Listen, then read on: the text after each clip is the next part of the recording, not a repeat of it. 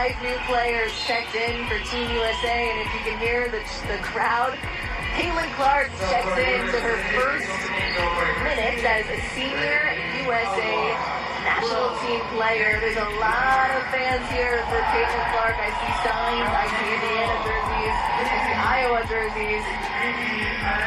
One of the most influential women's basketball players that we've seen, and she's here right now getting her first minutes. She hadn't played competitive basketball in 239 days, but the first thing Caitlin Clark did when she hit the court? Not a shot. Nope. 3 assists in her first 3 touches. Boom. Just like that, she walks into a FIBA qualifier and does something so insane, statisticians had to dig through decades of records just to figure out what they saw.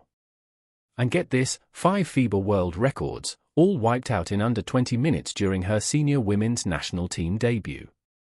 Paige Bueckers? There. Angel Reese? There. Team USA? They crushed Senegal by 64 points. So what were those 5 records? What did Team USA coach Kara Lawson say? And what does it mean for the next game? If you're hyped about Caitlin Clark's epic return, smash that comment and type, "Welcome back, CC, record breaker." Evan, just under a minute and a half left to go in the first. Billings up to Clark. Clark takes her first shot. And it's a 3, and it is good. That is Caitlin Clark's first bucket. Most players coming back after 8 months off are tight. They're cautious, feeling out the game, trying to get their legs under them. But Caitlin Clark? Walking into a FIBA qualifier as the most hyped player on the roster, she said, "I thought I was going to be anxious, but I was just excited." That's it. That was her entire vibe going in.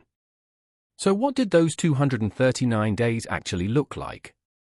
Clark's 2025 WNBA season got derailed early by injury, and then it was months of rehab, training, and no competitive basketball. Meanwhile, FIBA and broadcast partner TNA were out there plastering her face everywhere, building the hype for her epic return. We'll take another look at Caitlin Clark's debut shot. In rhythm, comes off the screen, gets the handoff. And you're right, that very much was a rattler. Touched about every single inch of that rim before it went down. Clark didn't seem to buckle under any of the hype before the game. She said she'd been preparing for this moment for a long time and expected to feel pumped up and maybe a little anxious, but in a good way. She also admitted that the first game back is always the hardest, but once you get into the flow, you figure things out. So yeah, there was pressure, but she wasn't letting it control her. The atmosphere around this game was already electric, not just because it was Clark's debut. 6 players were making their senior national team debuts that night. Paige Bueckers, Angel Reese, Kiki Arifin, and others were all stepping onto that floor for the very first time at this level. So there was this contagious first-time energy running through the whole team, and Clark was right in the middle of it, except hers was also the face on the tournament poster. What's really telling is how Clark framed her role going in. She said, "This is a different stage. You're not going to come out here and be the star player. That's not how it's going to be for USA basketball. That's not something you say if your mindset is just, 'I'm back. Watch me score.' That's someone who did her homework and came in with a plan." So the real question before tip-off wasn't whether she could still play, it was whether she could perform at this pace, at this level, against a blitz defense, after 8 months off, in roughly 19 minutes of court time. And after the game, Clark kept it simple. "More than anything, it makes me happy that I'm super sweaty right now and I got to play basketball." She also said the game came to her pretty quickly, especially after that first 3-pointer rolled in. She was doing pretty well at the dub. Now, this gets even more interesting when you factor in Coach Kara Lawson's starting lineup decision. Clark wasn't in it. After breaking 5 records, you can bet Coach Lawson had to rethink that call. FIBA and TNA plastered Clark's face on every tournament promo, yet she was on the bench at tip-off. So why? Chelsea Gray started at point guard. Makes sense on paper, she's a championship-tested veteran who can run an offense under pressure. But Senegal came out with an aggressive full-court blitz, and that starting unit couldn't handle it. Gray was pulled off point guard within just 35 seconds. Darker Hammy and Angel Reese had to step in to manage the ball under pressure. The starting unit simply couldn't find its footing. We look at the assists there. Team USA has 30, and like I mentioned, 12 of those came from Caitlin Clark, they usually call Chelsea Gray the point guard, and they call Caitlin Clark just a shooter. They switched roles today. Then Clark checked in. Her first 3 possessions? 3 assists. Not 3 in the first quarter, 3 in her first few touches. Just like that, the pace of the game shifted instantly. And that's not something you can really put into a box statistically. The whole team felt it immediately. 5 players at a time. Hockey subs. Kelsey Plum with her first. Caitlin Clark on the move, over to Billings. Billings on the left-hand side, off the glass, and how dangerous is Team USA? And the difference in how Clark handled Senegal's blitz compared to the starting unit? Night and day. Senegal's pressure scheme is designed to create chaos in the backcourt, force guards to panic, and turn the ball over. Clark? She turned those same blitzes into fast breaks. She was reading the defense before it could even set, pushing the pace, and finding teammates in perfect rhythm. The starting unit was just surviving the press. Clark was weaponizing it. High-level basketball. Ryan Howard, back to Clark. Clark into Irvin, and Irvin off the glass, the ball movement. The Clark and Ryan Howard connection in particular was nearly unstoppable. Howard finished with a team-high 21 points, and a big chunk of those came directly off Clark's reads. When Clark draws the blitz and kicks it out, Howard's draining threes.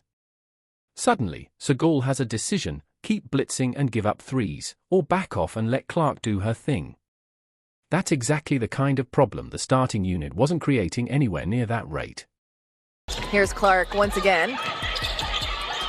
She's got 8 points. She wanted to pull up for 3, but gonna share it with Ryan Howard, who puts up a 3, and that's her second of the game. Comes off the screen from Irvin, kicks it over to Clark. Clark behind the back crossover finds Ryan Howard. Howard for 3. And we said it, the connection between Caitlin Clark and Ryan Howard has been beautiful. So picture this: the player on the tournament poster is coming off the bench and outplaying the starter by a significant margin. And then Kara Lawson gets to the post-game podium and says the lineup and rotations are still in finding mode. That's not something a coach says when she's happy with how things are set up. Lawson also added that Clark's playmaking really got the team going and that she brings one of the most dynamic offensive games in the world to the court. That's definitely not bench player language. Caitlin is looking to share the ball, comes off the screen. A nice pass into Copper. Copper up and under, and what a finish for Copper, and what a setup by point guard Caitlin Clark. Lawson also pointed directly to the second quarter lineup: Clark, Howard, Plum, Erioffen, and Billings, as the group that took the team to a whole new level. That lineup didn't even have Chelsea Gray in it, but honestly, the starting lineup debate feels secondary once you actually see what Clark did to Senegal's defense. That's when the game completely changed. And while all of that was happening, the assists, the pace, the blowout, statisticians were quietly digging through decades of FIBA records just trying to figure out what they had witnessed. After the game, someone finally started running the numbers, and what they found. The kind of stats that make you double-check because they almost don't look real. 5 in, 5 out substitution pattern, Danilo. What does that say about the depth of this team when you have Caitlin Clark coming off the bench? That's an easy shot for her deep 3. The deep 3 is like a layup for her, though. Clark played just 19 minutes off the bench. In those 19 minutes, she dished out 12 assists against a defense designed specifically to force turnovers, and didn't turn the ball over once in the first half. Not once. Before we even get to the records, just sit with that for a second. 12 assists, 19 minutes, 0 first half turnovers, coming off the bench, and it's her first competitive game in 239 days. Are you ready? Because these aren't just most assists in a blowout records. They cross men's and women's basketball, across every country, across the entire history of FIBA qualifying competition. Being patient, find the right shot. Caitlin Clark's got the ball over to Bueckers. Bueckers sets up the three, and it's nothing but... Record 1, most assists in a Team USA senior national team debut, men or women. Clark's 12 assists in her very first game are the highest ever recorded by any player making their debut for the United States senior national team. Any player. Any era. Gone. Record 2, most assists in any senior national team debut across all countries, men or women. This one goes way beyond USA basketball. Clark's debut assist total is the highest ever recorded by any player debuting for any country's senior national team in FIBA competition. Every country. Every debut. Clark owns this record. Beating the defender and finding the right player. Clark over to Billings, and Clark, although she's the NCAA all-time leading scorer, she is an assist machine. The offensive rebound gives the USA another chance. Angel Reese makes the most of it, and that's Caitlin Clark's 9 assists. Record 3, second most assists in FIBA qualifying tournament history. Not just debut records, this is every qualifying game ever played by any player at any point. Clark's 12 assists. Second all-time across all of FIBA history. One game, 19 minutes, and already in the record books. Record for most assists by any player coming off the bench in FIBA history, men or women. And this one matters, she didn't even start. She came off the bench and still set the all-time FIBA record for assists by a reserve player. Record 5, 8 first-half assists with 0 turnovers. The highest assist total in any half of a FIBA qualifying game ever. Clark had 8 assists before halftime and didn't turn the ball over once. That half alone is now a FIBA record. Yeah, let's take another look at this one. Angel Reese, strong to the basket. She was the leading scorer at halftime for this Senegalese team. She's got 5 points right now and 3 fouls, so something to look forward to. Can't be quite as aggressive as Monique Billings. But that's not all. Let's talk about why the 0 turnovers part makes everything else even more absurd. High assist totals usually come with risk. You're pushing the pace, making aggressive reads, forcing the game to move fast, and that naturally creates mistakes. Clark? She did all of that and still didn't give the ball away in the first half. That's not just efficiency, it's a whole different level of control. And remember, this was her first competitive game back after 239 days away. Not a rhythm game, not a tune-up, a debut off the bench against a blitz defense. Senegal's scheme is designed to make point guards panic, trap early, pressure the ball, and force bad decisions. Clark? She just kept finding the open player before the trap could even close. Paige finds herself down low, kicks it out to Caitlin Clark. Clark puts it up and nothing but net. Getting themselves prepared for the World Cup that they've already qualified for, but really not letting their foot off the glass on offense or defense as Caitlin Clark wasn't pulling off retreat dribbles or behind-the-back passes just to look flashy, she was doing them because they worked. Every time Senegal sent 2 defenders at her, she already knew exactly where the ball was going. Ryan Howard, wide open at the three-point line, again and again. Analysts watching the game said Senegal had no answer for Clark on the floor, and that's not an exaggeration. She turned their pressure defense into a fast break generator, and there was nothing they could do to stop it. Howard finished with 21 points and 6 threes, and commentary made it clear, basically every single one of Howard's threes came off a Clark assist. Every time Senegal blitzed, they were basically setting up another Howard triple. That's not defense, that's a donation. But that's not all. Clark also finished with 17 points herself, hitting for a 5 from 3 and going a perfect 5-4-5 from the free throw line. One source even put her true shooting percentage at 118% with a plus-minus of +35. She missed just one shot the entire game.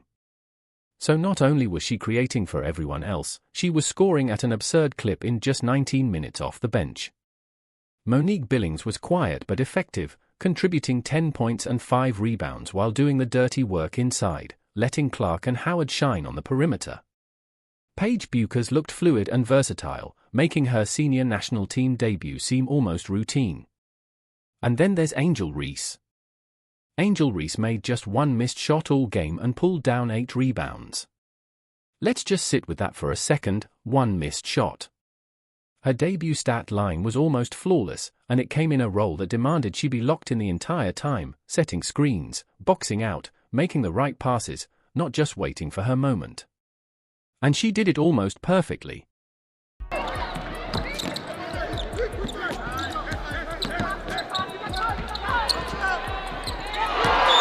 Paige Bueckers. So picture this, 6 players making their senior national team debuts in the same game. And instead of looking shaky or disjointed, it played like a coordinated, high-tempo system that just kept producing good shots. Kara Lawson has been talking about pace, depth, and unselfish ball movement as the identity of this team, and the Senegal game was proof. A 110-46 final score. The defense was converting turnovers into fast breaks, shutting down half-court sets, and keeping pressure on even after the lead was massive. 6 senior national team debuts in one game, a 64-point blowout, 5 FIBA world records, and a head coach publicly saying the starting lineup is still being figured out. So, what does all of this actually set up? Let's talk about the generational piece, because it's real. Bueckers, Erioffen, Clark, all debuting together in the same game, isn't just a feel-good story. Kara Lawson is deliberately building toward 2028 with a roster that can run multiple lineups, play at different speeds, and not fall apart if one player has an off night. That's a very specific kind of roster construction, and this game was the first time you could actually see it working on the floor.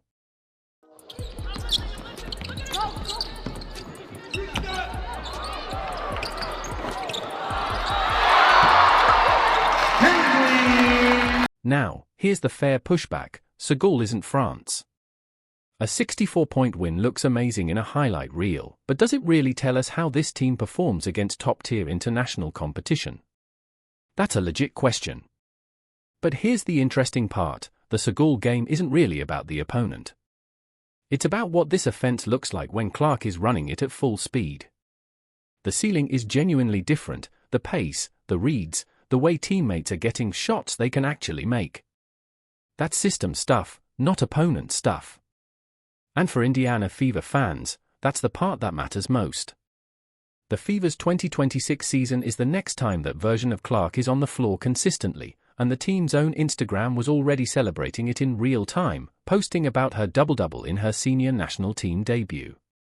The connection between what she did for Team USA and what it means for next season in Indianapolis? That's not a stretch, the coverage is already making it clear. So picture this for USA basketball going forward. Lawson has a decision to make about the starting lineup, and based on everything she said after the game, she already seems to know which way she's leaning, Clark running the starting unit, with Gray providing veteran leadership off the bench. That's what this performance is pointing toward. Lawson said that second quarter lineup with Clark took us to a different level. That's not an accident. After 239 days away, the question was never really whether Clark could still play, it was what kind of player she'd come back as. And the answer? A player who breaks 5 FIBA world records in under 20 minutes, while making everyone around her better at the same time. Bueckers is ready, Reese is ready, Ian is ready, and Clark just showed all of them exactly how fast this team can move when she's the one pushing it. 239 days. 5 FIBA world records. A 64-point blowout. And Kara Lawson already signaling the lineup is changing. Clark said it herself, I've been preparing for this for a really long time. And it showed. She didn't just come back, she came back as the most dangerous facilitator in international women's basketball right now. If this game is any preview of what's coming for Team USA in this qualifying tournament, and for the Indiana Fever in 2026, things are about to get very interesting. If you're pumped about Clark's return to the court, drop a comment, welcome back, CC, record breaker. Like, subscribe, and turn on all notifications so you never miss a moment. Click the video on the screen, and we'll see you in the next one.